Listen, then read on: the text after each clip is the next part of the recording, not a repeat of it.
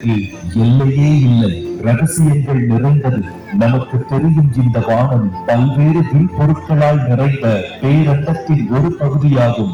வெறும் கண்ணால் பார்க்கும் போது இப்படி தெரிந்தாலும் நவீன தொழில்நுட்பத்தின் மூலம் விஞ்ஞானிகள் பேரண்டத்தை பற்றி கண்டறிந்த தகவல்கள் ஏராளம். ஆனால் ஒட்டுமொத்த பேரண்டத்தோடு ஒப்பிடும் போது அது மிகச்சிறிய அளவே ஆகும். அவர்கள் கண்டறிந்த தகவல்களின் அடிப்படையில் நாம் பேரண்டத்தை பற்றி கற்றுக்கொள்கிறோம்.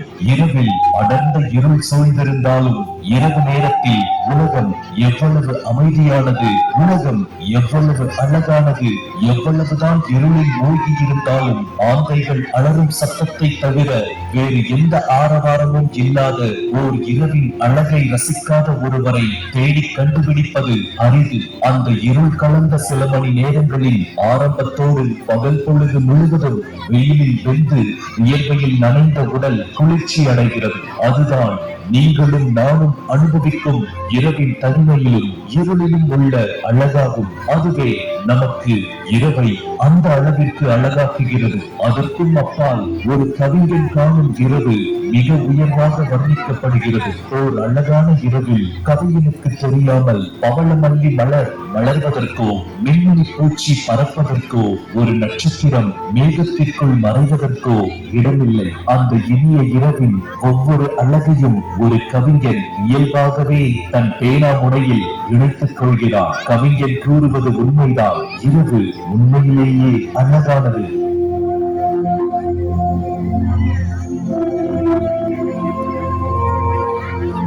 சில நாட்களில் இரவு பொழுதாகி வரும்போது இடி முழக்கத்துடனும் மின்னலுடனும் மழை பெய்கிறது. இந்த மின்னல்களில் ஒரு பெரிய மின்சக்தி காணப்படுகிறது. அந்த சக்தியை பயன்படுத்தும் அளவிற்கு இன்னும் நமது தொழில்நுட்பம் வளர்ச்சி அடையவில்லை. மின்னல் மின்னுவது அல்லது நமது கிராமத்து வழக்காற்றின்படி இடி விழுவது என்பது பூமியின் மேற்பரப்பில் நிகழும் ஒரு இயற்கை செயல்பாடாகும். பூமி எப்போது தோன்றியதோ அன்றிலிருந்தே இந்த மின்னல் தாக்கும் செயல்பாடு நிகழ்ந்து வருகின்றது.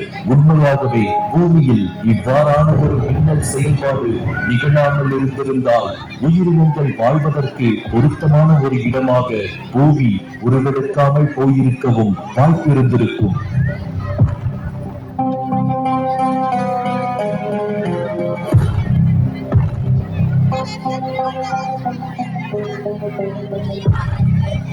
பேரண்டத்தில் நம்மால் அடையாளம் காணக்கூடிய மிகச்சிறிய அளவு சூரிய குடும்பமாகும். நமக்கு வானத்தில் பெருகும் சந்திரன் சூரிய குடும்பத்திற்குள்ளேயே அடங்குகிறது.